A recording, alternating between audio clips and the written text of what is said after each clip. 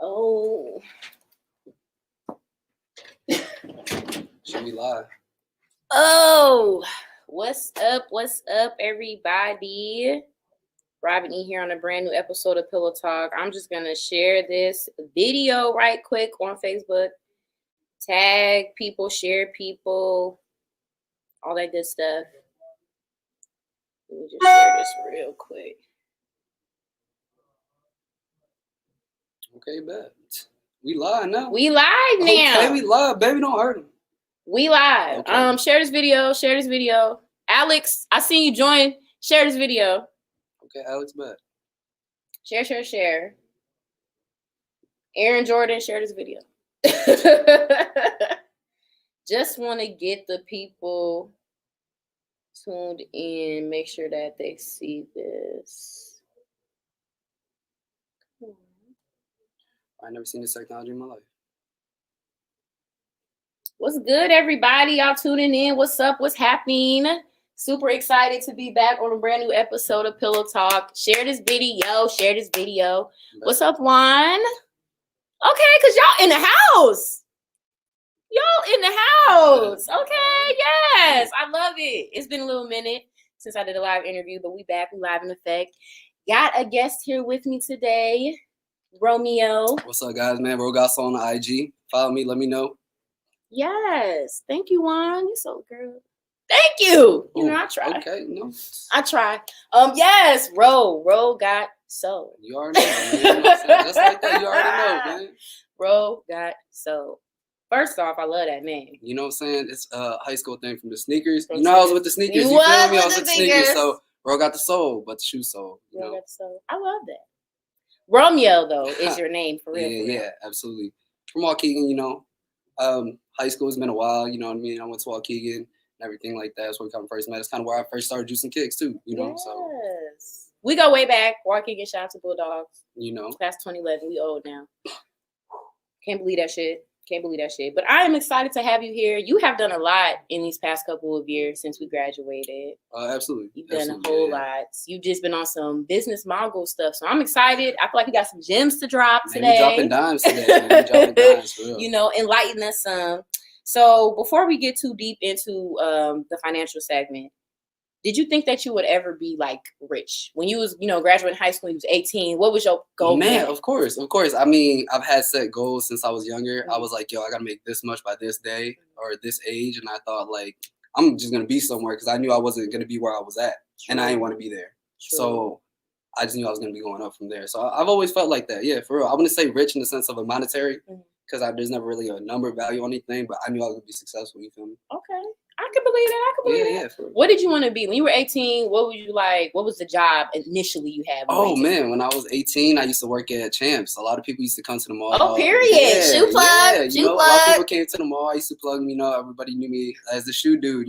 So I low key wanted to open up my own shoe store that did everything different that people didn't like about Foot Locker. So I used to want to make people feel special, and I used to want to be like, yo, I got the kicks, but I got the juice too. You know what I'm saying? Because people at that time, Chance had kind of dropped the juice, his song Juice, and I was like, your boy got the juice. So, and people call me Juice from football. So I thought I was gonna open up my own shoe store, call it Juice and Kicks, where people can get their kicks and shit. We're gonna be different. We're gonna give people a free drink. You buy your shoe from us, you get a free drink. You know what I'm saying? Might be a little parts. Yeah, something for the kids, a little juice box, or something for the hand for the adults, whatever. Okay, I wanted to make it communal. Because a lot of times when I was working at Champs, I was cooling with everybody. It was a kind of a culture.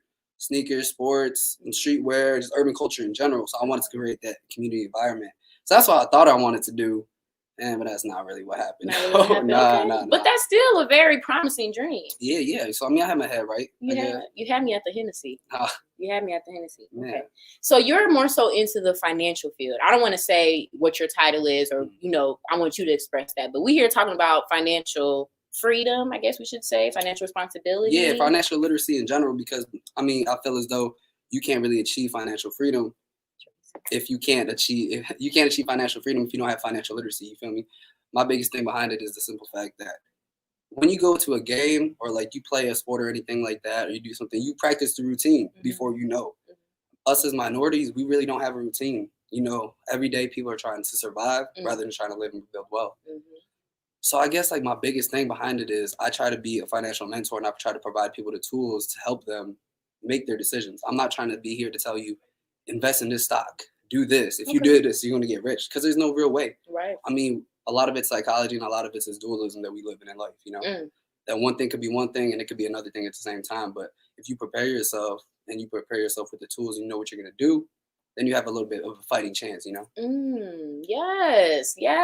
Speak on it. That's some true shit. So right now we more so focusing on, I guess, minorities and financial literacy. Yeah, absolutely. Because I mean, us as minorities, we always start the race, you know, behind. And that's the biggest thing. We start the race from behind. Very true. How would you feel if you went to college and you came out with no debt and you had good A1 credit? Where would you be? You know, and I think about that from any minority standpoint, because you go to college, but you're sold on the American dream, you know? When we start as minorities, they tell you, well, they tell our parents, right? Hey, get your kids in school. Yep. They go to school, they get a good job, they graduate, they get so-and-so and whatnot. But they sell you on this dream. So you go to school, you pick up loans from Sally Mae. Yeah, take whatever you want. You get out of school, right? It's the rat race. It's the rat race. It's the way of a systematic oppression to keep minorities down. It's the truth, because we'll sell them on this idea, like, take out of whatever loans you want. You get out of school with an average, like 80,000 in debt as a minority or more. So what do? You go into a field and you have these aspirations to be like a lawyer or aspirations to be an engineer. But to get there, you got to start at this entry-level job, or you got to go somewhere to gain experience. You gain this experience, whatever, for a job you don't want. 2 years later, you've been getting pay raises, you've been getting everything like that. You know, you fulfilled your dream as a minority. You know, you wanted to make something. So you get your crib or a house, something, whatever, you know. But the aspect behind it is, now you want to go to a job you really want, where they said after you had the experience you can get into, then you realize, well, all my experience is in this field. So to really go to this job where I really want to go, where my degree is in, I got to take a big pay cut. And it's like, well, now I got a house, I got a car, I got a kid, I got an apartment. I can't take that pay cut. So what do? You continue to work in this place you don't want to work at, because they throw you, what, 10,000. Hey, don't leave. I'll give you a bonus, 10,000. Then you find yourself, all right, cool, I got 10,000. Let me give myself a new car. Let me give myself this. Let me treat myself. Just instant gratification, because we as minorities, that's what we need. You know, we've never had it. So instant gratification is big to us. So it plays on the psychological factor of the rat race, you know, of where we came from. So it comes back to, okay, now 4 more years later, you really want to change it. Now you got 2 kids. Now you got a house. Now you got a mortgage. Now you really can't leave. And you stuck in this cycle of staying in the rat race. You stay as an employee. And that's some things that they don't really teach you, you know. Yeah, that's true. You're not lying about that. They definitely will give you a crumb to suffice you, to keep you there for the moment, not knowing everything you're sacrificing. That's true. But I think it's very interesting, this whole generational thing with they sold our parents this American dream or whatever the case is, and they pushed that on us. When did you feel like you actually started giving a fuck about your finances? Man, for real, I started giving a fuck about my finances from a young age, because I didn't really have it. You know what I'm saying? So I don't really come from money. So when I kind of saw how my dad was with money and everything like that, I was like, yo, I got to kind of save a little bit. But at the same time, it's hard, because us being a minority, you want to flash it out. You know what I mean? It's just, you want, and that's the biggest thing with like the fly kicks, the looks and everything. You don't want, you want to show out. You know what I mean? Because a lot of times we couldn't really compete with people who got the nicest cars, the nicest house with actual money. So the only way for us to really feel like, you know, some worth is like, yo, we gonna show out with what we got, with our clothes and everything like that. So obviously I was a big designer head, still am now, you know what I mean? But before, it was more of a projecting my insecurities rather than getting what I want. And a lot of times that's the biggest thing, that we're trying to impress other people. And I started to notice, like, yo, I'm buying sneakers to impress other dudes. And like, people don't know, you know, people don't know about it. And that's the biggest thing behind it, is the simple fact that we don't really realize that, yo, all these things don't really mean anything. You know what I mean? So once I started to realize that, I was like, yo, I want to switch my prerogative and like my perspective on wealth. Because there's a big difference between having wealth and having money. And people don't realize that. You know, you can give somebody money all day. Yeah, facts. Oh, what up, Tracy? What up, Bub? All right. What's good, gang? But but people don't realize, and that's the biggest thing. Because anybody can get rich, anybody can get money, anybody can get real quick money, but how long are you gonna keep it? What are you gonna pass on? Wealth, you feel me? That's why these people, like I said, people from affluent neighborhoods, they have a better success rate, because they're starting the race like at a clean slate. And those minorities started bad credit.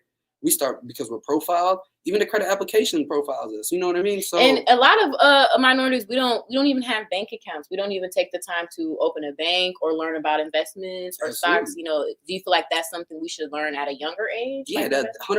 I feel like the biggest thing, there's a lot of misconceptions that are told, because the safe route But the safe route don't make me no money. No. I mean, if I'm being real with you, scared money don't make that's the truth. But the biggest thing is a lot of times they'll tell you, don't touch your 401k, but they don't tell you, hey, you can take a loan against your 401k. Why go to the bank and pay like a 10% interest rate just because you're a minority, just to get some money? That's the thing, because we don't have a lot of resources, or we don't understand what our resources are. So as minorities, we get in a bad financial situation and we get taken advantage of, whether it be a payday loan, a high interest rate, people knowing that you as a minority need a car to get to work.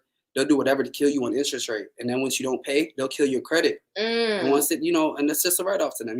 They get, one, the company gets their sale, and two, they're gonna get their money back from the creditor. So regardless, it's like a trap. It's definitely a trap. You said we don't know. We don't want to know. We don't know, I guess, when we're putting ourselves in that predicament. Do you feel like we've never, like, why is that though? There's no exposure, and it's systematic. I always tell people this in business, it's like it's a zero-sum game. So whatever one person loses, another person gains. So for people at the top to really lose power, lose their educational, like, I guess you can say, advantage over people, that mean to give them their education, that means they would have less of advantage. And that's the hard thing about it. Like I said, you can simply go out your 401k, pull out a 401k loan instead, pay interest to yourself, and that'd be a more wise financial decision versus you going to a bank, taking an 11% interest rate, getting the hit on your credit score and everything like that. And then you have more on your credit score where a 401k loan would never be on there. There's a lot of different areas you can take out money from. There's different ways you can maneuver your money, your credit, to pay less interest rates, to pay different fees and everything like that. But we're not taught it. We as minorities, we're like, you know what? Cool, there's a fee. All right, this is what it is. Versus challenging it, because we're not learned to actually think about it. Yes. Okay. Dropping gems. Okay. Period. Especially for the 9-to-5 folks. And I'm not going to say get your money, but right. I bet a lot of people were unaware of that 401k option. I bet a lot of people did not know that. Period. And that's very insightful to do. That's definitely a great way for you to avoid extra fees, paying extra money. I love that. So after high school, you did go to college. Yeah, I went to DePaul, graduated with straight from the city, sunny at the crib. Okay, because period, DePaul ain't for the weak-hearted. Okay. Yeah, man, it was pretty quick. I ain't gonna lie to you. Yeah, them semesters are quick. So. What did you major in?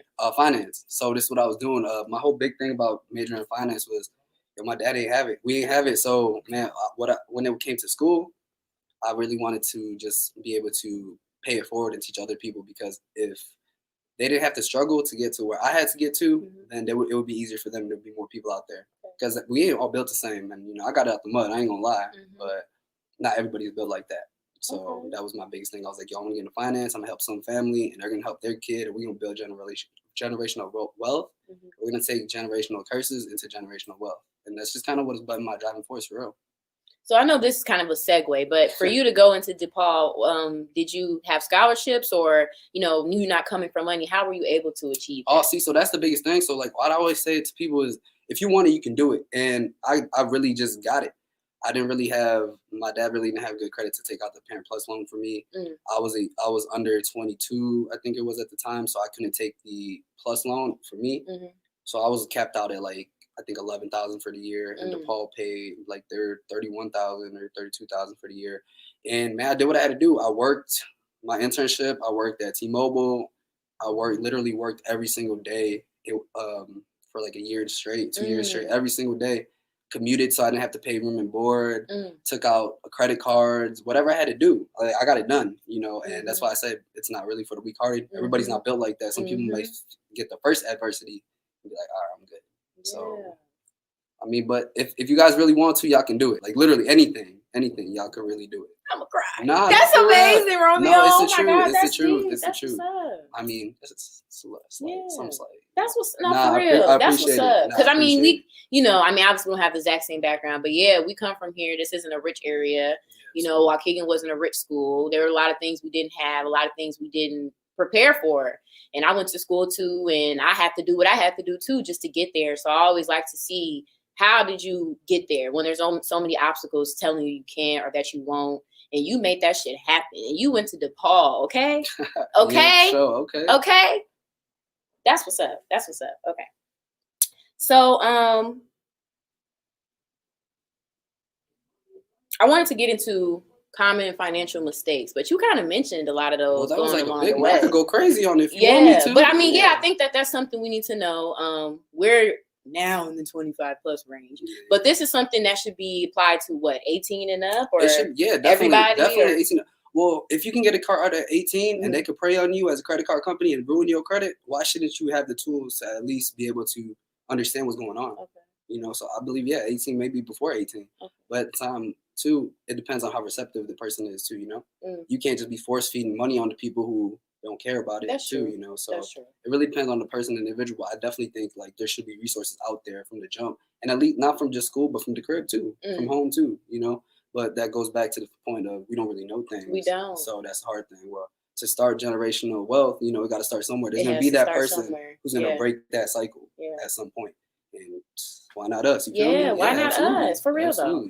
So what's like the top 3 mistakes you feel like people make when it comes to finance? Man, I think just not taking advantage of everything they can, for real. That's like the biggest thing, and not starting early. See, the greatest thing that people don't realize is that, okay, so you get killed on interest rate for your credit card, right? The reason why you get killed on interest rate for your credit card is because it does compound interest.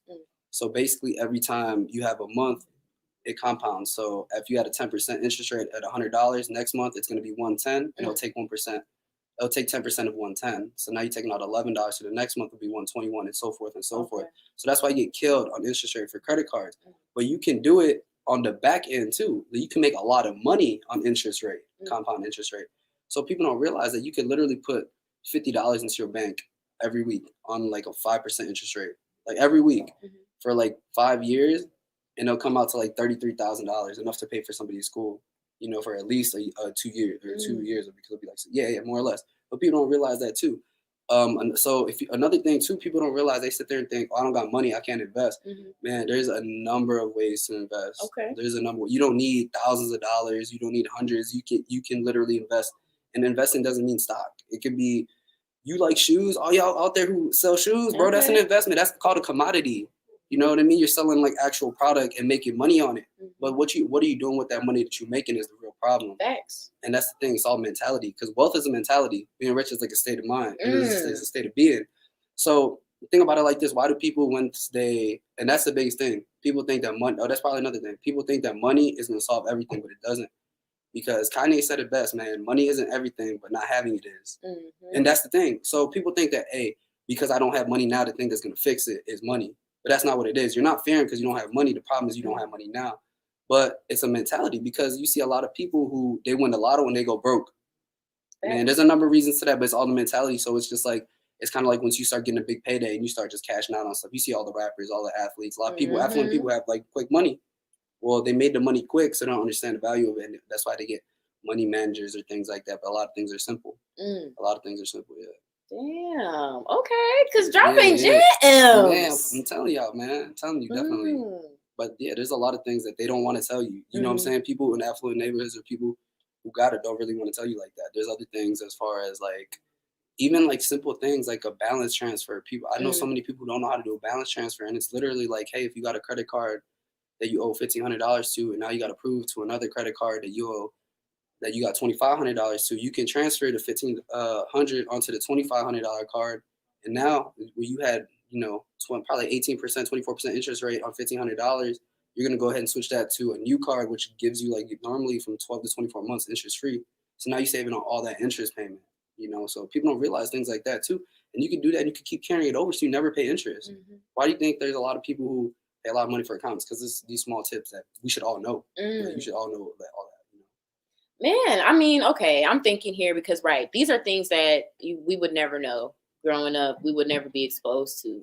I mean, how are we supposed to infiltrate something like that? How are we supposed to give that type of knowledge to people, you know, in between that step before they make those type of mistakes? I feel like it's just like consistency. You know what I mean? We definitely, like I said, it comes from home. It comes from like everybody it comes from passing it forward, paying it forward. Things like this. I'm not the only person doing this. There's a lot of people who have nonprofits or doing things because they see that it's not right. And the only way to stop it, I mean, it starts somewhere. I feel as though there's a lot of new apps that are out there to help people. They've made like Robinhood and, Truebill and everything like that. Acorn, different apps that you can actually trade from. It makes it more accessible and easier for you. And, you know, now it's the day and age is a little different because social media, everything gets out there. But the Mhm. problem is with that, you got a lot of people who pray too. There's so many people out there with the get rich quick schemes, Mhm. and all they're doing is like they'll tell you what to do, and that Mhm. doesn't really develop your mind, which is the biggest thing with financial literacy. All it tells you is, oh, pick this, oh, do this. So what does that do? Now you become dependent on their picks or whatever they're doing. So now you keep paying whatever your monthly fee is or your fees to get in all these picks and stuff, just because you ain't really learning anything. You're just following what somebody tells you, and they're selling you one. Oh, you could do this and make all this money if you just listen to me. Yeah, after I pay you, Exactly. That sounds like the 600, giving you 600, turning 6,000. 6,000. Man, in 24 hours. Man, where they at though? I still waiting on that 24, in 24 right? hours. Something doesn't seem right about that. No, that's deep though. What do you feel like, or I should say, what is your definition of financial freedom? Being able to do whatever you want, for real. I feel as though a lot of us are stuck in the rat race, or we're tied down by a job and everything like that. And just because you work a job doesn't mean that you're not financially free. Because if all your bills are paid and you got money in your savings, your bills are paid, and you still got money coming in, well, you financially free. Yeah. If you got your 3 months covered of your bills, and if your passive income covers your expenses, then you financially free, because at the end of the day, you really don't need that job. It's just something you do. It's just extra money. Okay. And if you're a real go-getter and you can get all that money passively to pay for your rent, you're not gonna only have one stream of income. So I guess financial freedom is just really you dictating your own life, because a lot of times you can't dictate your own life because of finances, because I got to go to work. Yeah. I can't go travel everywhere because I got to work. I have responsibilities, and one of the bigger responsibilities you have is because your finances dependent on somebody or some other being, whether it be a company or whatnot. Yes. Yeah, okay. for sure. Put that in a dictionary. Okay, I'm done grilling you for right now. You know what I'm saying? I had to let the people know that this is a heavy hitter right here. He got hella jewels, hella knowledge for you guys on financial literacy. I am not fluent with financial literacy, so I'm very happy. We will get you in tune. You know what I'm saying? I'm taking notes because I need to know. But I want y'all to really tune in, listen to what he's saying. He dropping major jewels. We have to break that generational curse. I definitely feel that, and create that generational wealth. I definitely want my future kids that ain't here yet to be wealthy. So do that. Okay, so let's do trivia. Okay. Oh shit. And man, I gotta pass this. I've been adopted to the culture. He light skinned, he black. So in case y'all don't even do it, because he black. Man, okay. Adopted into community, I guess, it's all good. He is black, he light skinned. I was at multiple cookouts. Okay. Multiple cookouts. On me. Okay, first question.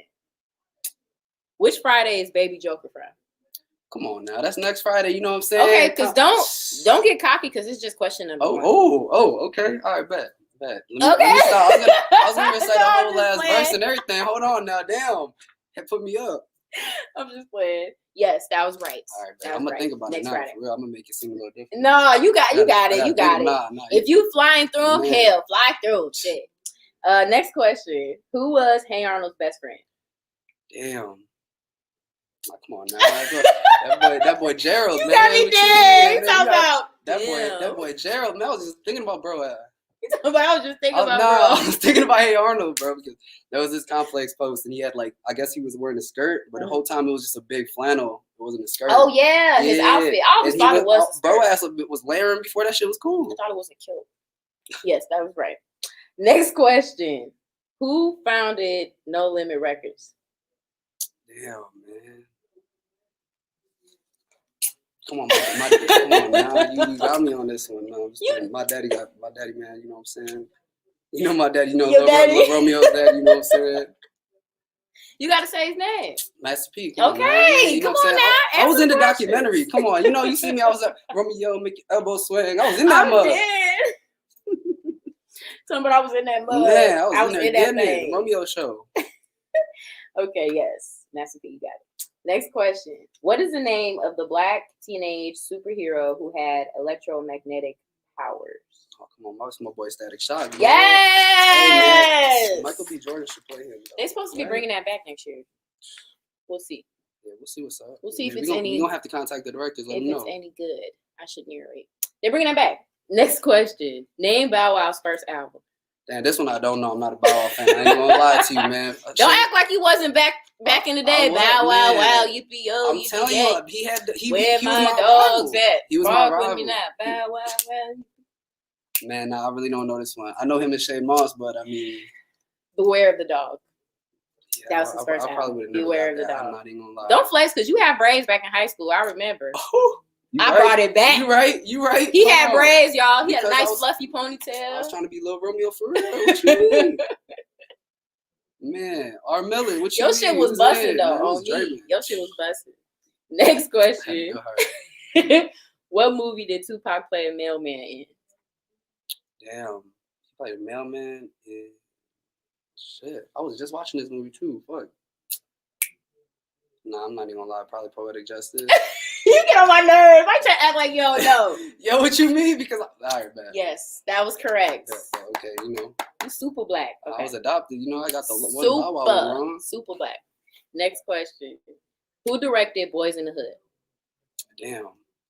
That, Ice Cube. Ice Cube. Nah, I'm just playing. Nah, for real, wasn't. I mean, he wrote it. Who directed it? Spike Lee. My bad. Damn, for real. Nah, I'm wrong with this one. Then hold on, let me think about it. Catch your ass one time. Damn. One time. John Singleton. Oh man. R.I.P. He got his first Oscar nomination, I believe, with that movie. So, snaps. Man, you got me on that one for real. Yeah, shout out to him. It's all good. I just watched Boys in the Hood though. That's that shit. For the first time. That's that shit. Yo, I'll be seeing bits and pieces of it, but I watched it straight through for the first time like a year ago, and that was You watched? Okay, that's a whole nother. We ain't gonna do that. Yeah. I knew all the references though. We ain't gonna do that. Okay, last question. How old was Kane in Menace to Society before he died? Nah, this one I don't know. Age? Oh, you talking about Menace to Society, South Central, or drinking your juice in the hood, or the regular Menace to Society, Kane, Low Dog. Man, I don't even know this one. I'm not gonna lie to you. I'm gonna say 17. 18. Yes, it was. Because I was thinking, but I gave you that. I gave you that. I ain't gonna lie, because I was thinking about like in South Central. He be like, man, Muggs don't make it to 18. He got shot at 18th birthday, so I'm like, all right, bet. But yes, he was. Kane actually was graduating high school. It was the summer. You know what I'm saying? Before he was about to leave. Yeah, he was 18. Okay, I lied. It's one more question. Last question. You grilling me on the end now. Last question. What show is Gangstalicious from? Gangstalicious? From the Boondocks? Yes. Oh, I was like, hold on. Hey, there could have been multiple. The Boondocks be parodies, though. So I'm like, damn, there might be some deeply rooted Gangstalicious out here, man. No, you got it. You got it. I think I passed. You got one wrong. Okay, even better. You black. You black as fuck. You black as fuck. Yo, what up? So, aside from your financial goals, you are also a business owner. Of course. Yeah. So let's get into it. Tell us about your business. Okay. So remember I told you I wanted to start up a shoe store back when I was in high school, but that kind of converted to more just like clothing, because I've always really been into streetwear, fashion, like I was telling you earlier. Yeah. Just the culture, because it represented. I mean, I guess it was a way to be different, right? Everybody. The way your fashion is, it's a way to express yourself, and I felt like that was a good thing with streetwear, really expressing urban culture. So I kind of went into the merch game and really like selling clothes. I mean, like, here, I got a shirt right here. You know what I'm saying? Period. This our Juice and Kick shirt. You know what I mean? Our 8th anniversary. We've been around since 2012, so we've been around for 8 years. And big advice to any entrepreneurs out there, for real, just keep going, keep it pushing. Like, I'm not even gonna lie to you. I don't have it all figured. I'm not the most famous out there, but just keep it pushing, because we were grinding for a couple of years. We went dormant.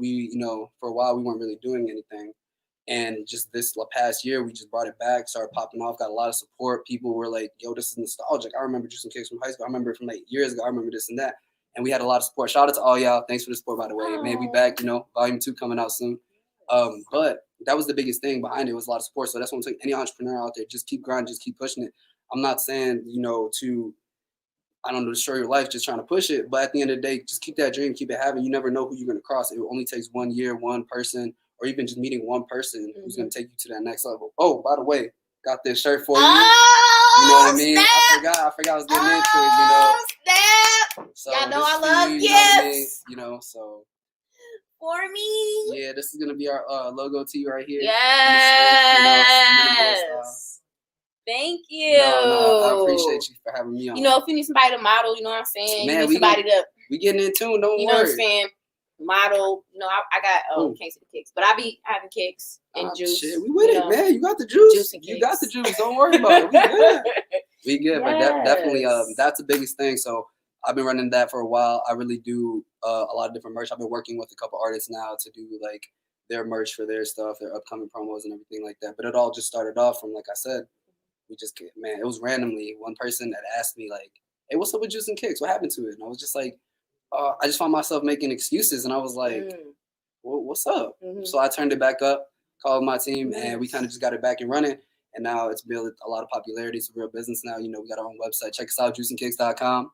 We got a lot of merch on there. You know what I mean? Check it out. Styles. You guys any suggestions, let me know. But yeah, so we got our own website now. We ship now. We got our own team now. Like, we went from literally me and a guy, you know, talking on Photoshop, trying to make a bogus, like, you know, trying to make this, you know what I mean? Trying to make this logo when it first came out to, we got a whole team. We got a design team. We got a warehouse, you know what I mean? We got our own studio. We be making it happen now. And the biggest thing that what I tell people all the time is just like, if you want to do it, just go and do it. You know what I mean? You don't have to go and do it all the way, but try, because you're never going to really know unless you try, right? Well, I mean, most of the time we're going to fail. Yeah. I mean, I failed with Juice and Kicks the first time I ever dropped it. I failed with Juice and Kicks when I tried, you know, just selling shoes. And we brought it back to just merch. You know, we got some more shit planned out for 2021, by the way. But right now it's just merch, and, you know, it took me like 3-4 times, 8 different years just to get there. And so anybody out there, I'm not telling y'all it's going to take y'all 8 years by any stretch of the imagination, because it's different now. But what I am trying to say is that just keep it going. You ain't going to make an success overnight. I feel like with social media, it kind of teaches you like overnight success, quick money and all that. That doesn't really show you that. And it's not what it is. We got all the people trying to grow up to be LeBron James, but but there's only one LeBron James. We don't got a lot of people trying to grow up to be the next doctors, you know, the next lawyers and things like that. So that's like the biggest thing. Like, you know, your path is going to get there when you get there, you know. Just keep pushing it though. Yeah. Oh, I love that. Yeah, thank you. What's one, like, the biggest lesson you feel through your journey after you started Juice and Kicks? Like, what was one thing you like, damn, I really, you know, learned a lot from that situation? Man, this kind of goes back to like me and like what I was talking about finance too, is just like, man, you got to get your emotions out of it. Okay. That's the biggest thing. I feel like a lot of times, whether it be like your own business, your own clothing line, your own music, your own podcast, your own direction, whatever, it's just like a lot of times it's really hard for us to take other people's direction, or not even take other people's direction, really take other people's, you know, criticism for real. And it's hard because that's like our brainchild, that's like our baby, that's what we created. So it's like, if you don't understand, it ain't my problem. It's you don't get it, right? You know. But in actuality, they're giving you the opposite perspective on it. You're too emotionally attached, and the same thing goes with like money. Sometimes you're too emotionally attached to a house or to a car or something that you make bad decisions. Like, keep putting money into a house or keep putting money into a car where you should have been to broke even. You know what I mean? But that's like the biggest thing with that. Like, you got to take your emotions out the business and just see it from facts. You got to look at the numbers. If somebody's telling you, hey, you losing money here, this is what you're doing, I don't care if you like want to give everything away for free. The numbers are the numbers, bro. You got to look at the numbers. You got to see, hey, this is this, this is this, and you just got to be real with it. And a lot of times we are not. We're too attached to like a business, too attached to a simple idea. We're like, no, it has to look this way. Why? Because we're fixated on our idea. You know? Nice. Dropping jewels. Man, I love that. You're so knowledgeable. Man, we not. Yo, I'm decent. Some slight. So what can we expect from you within the next, you know, year or so? I know Corona kind of put a hold on stuff, but what can we expect from you coming out in the next couple of years? Yeah, in the next couple of years, I do plan to start a not-for-profit. In which case, you know, I try to help people achieve financial literacy in underprivileged communities like our own. And other than that, too, you watch out for Juice and Kicks. We're going to go ahead and get Juice and Kicks up and cracking. You know, we got a lot of projects coming where we're going to be dropping things consistently on a seasonal basis. So you're going to be seeing things coming out in March. You're going to see things coming out in June for the summer. You're going to see things at the end of the year as well. And then on top of that, too, man, just same old, you know what I mean? Like, really trying to pass it forward and teach people, you know. Like I said, I don't know if I said this, but I do teach financial literacy courses. And aside from like starting up a non-for-profit, tap in. Yeah, definitely. Okay. I'm trying to be people's mentors, you know, but I'm not trying to make them become dependent and be like a financial advisor, because I feel like you're just paying them money just so you can get their clues. Where I'm really trying to teach people to really think about things in the financial aspect. Because think about it like this, right? This is like the biggest thing I tell people all the time. so many people want to invest in stuff, but they don't know what to invest in, right? Right. Just invest in what you like. Make it simple. Mm-hmm. People think investing and making money and passive income is supposed to be hard. That's why people don't have it, but it's not what it is. It's easy. Invest in what you like. Think about it like this. Half the time people want to invest in Tesla or Apple, right? But know nothing about cars and know nothing about electronics. So what do? They read a summary of somebody else's. But if somebody made the summary, the expert probably already made the money on it. You feel me? So if you're an expert in sports, then you should invest in like the teams that fund the sports arena. Because you know, hey, Kevin Durant went to the Golden State Warriors. Golden State Warriors, their arena is made by Chase. Chase's stock's probably going to go up because they're making extra money from the revenue. And to think like that versus, hey, invest in Chase. Okay. Why? Oh, just it's going to go up. You know what I mean? It's just a way to think about it. And I feel like that's what we don't really know. Yes, I love that. Tap in, y'all. Tap in. I do have your IG here, but is there any other means of communication you want people to? Nah, we keep it strictly IG. You know, yeah, definitely. So you guys can follow me on IG at ROGOTSOLE. It's on the flyer, you know. ROGOTSOLE. Period. I love that name. Yes, man, Romeo. Appreciate it, man. Thank you for having me. Yes, well, thank you for coming on Pillow Talk. You dropped some major gems tonight. I'm super excited to kind of get feedback. I know people are going to DM me and message me about what you said. Because you said a lot. It was a lot of information, but we needed to hear it. Hopefully this can push other people to be more accurate and just, concise about their finances, because the pandemic, it kind of put us in a stray, but it also kind of put us in a playing field too, to kind of reevaluate what the fuck we need to do. Yeah, absolutely. So this is a perfect time for you to learn financial skills, for you to meet financial mentors, people that can really help you elevate your dollar. This is the time to do it. And this is one of the people you need to know. Okay. Definitely. We're gonna make your money work for you. Definitely. Yes. Well, thank you for my shirt. Oh shit. Oh, wow. Thank you for my shirt. Fire. Make sure I take a picture in that. Yeah, we get it. Make sure you guys subscribe to Pillow Talk Podcast. This will be on my YouTube as well, and it will be on the podcast platform later tonight. Thank y'all for tuning in. I bet, man. Yeah. Peace out.